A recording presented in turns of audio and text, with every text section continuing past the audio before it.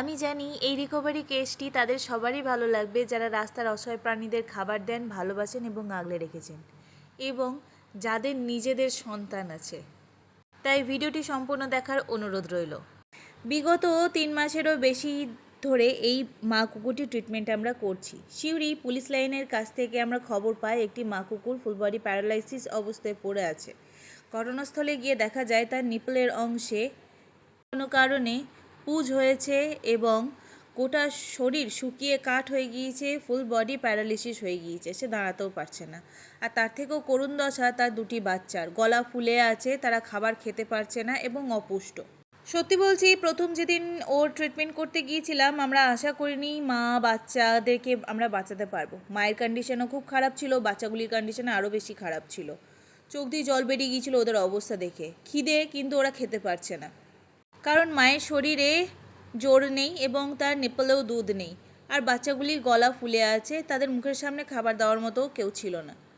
সেই দিন থেকেই শুরু হয় ট্রিটমেন্ট।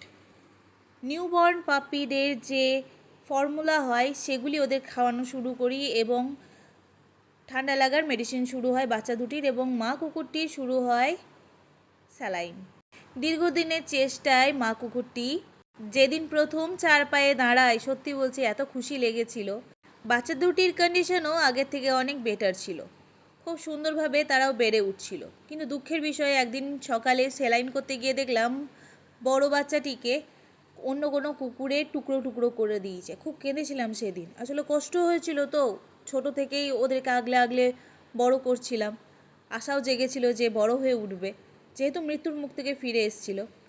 তারপর আরেক যেই বাচ্চাটি আছে সে এখন ভালো আছে এবং মা কুকুরটিও ভালো আছে।